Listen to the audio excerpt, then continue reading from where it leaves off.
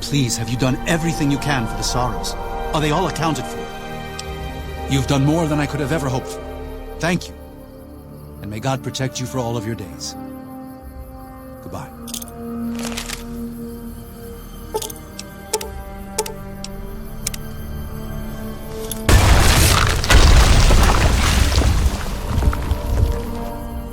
And so it was that the conflict between the New Canaanites and the Whitelegs was finally resolved.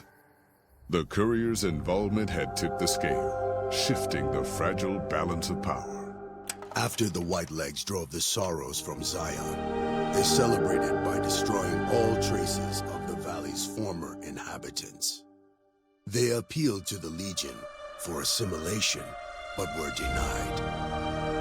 Their failure to eradicate the New Canaanites in Grand Staircase and farther up the Colorado had not gone unnoticed.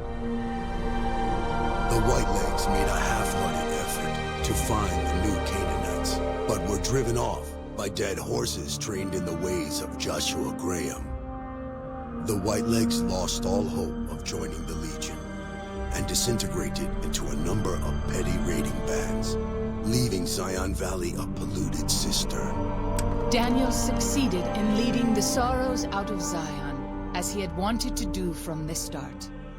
The courier protected the sorrows during the evacuation, ensuring that most reached their destination unharmed.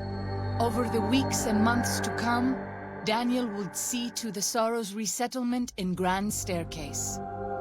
Their adjustment to their new home was not without difficulty, but eventually, the sorrows came to accept the loss of Zion. Having helped Daniel and the sorrows escape from Zion, the dead horses returned to their home at Dead Horse Point. The tribe continued to learn from the New Canaanites, and over many years built a flourishing community along the banks of the Colorado. Though the tribe's bond would endure, it was Joshua Graham's legend the dead horses would revere, not the tenets of New Canaan's faith. Already weakened by several seasons of bad trading, the Happy Trails Caravan Company was initially discouraged by the results of its expedition. The fate of New Canaan and the evacuation of the sorrows from Zion made the prospect of trading seem fruitless. When Daniel told his family about the exploits of Happy Trails employee the courier, however, New Canaan decided to repay the company's kindness. Twice per year, New Canaanites made the dangerous journey west to trade with a company in the city of New Reno. The Happy Trails Caravan Company could not survive on such trading alone, but the New Canaanites' generosity made tough times go easier.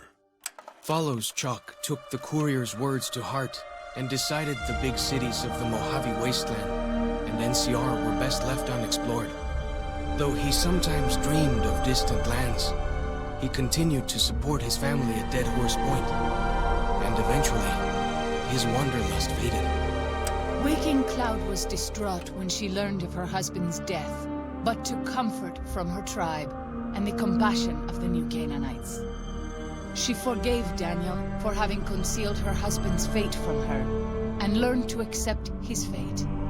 When her grief faded, she took a husband from the Dead Horse tribe. At her bidding, he stayed close to home. After leading the sorrows from their home in Zion to safety in Grand Staircase, Daniel continued to wonder if he'd made the right choice. He spent his life evangelizing the beliefs of his people to a new generation of young men and women, as his ancestors had for centuries before him. He was happy with his family, but for the rest of his life, there were nights when he awoke with sadness to find he had been dreaming of Zion.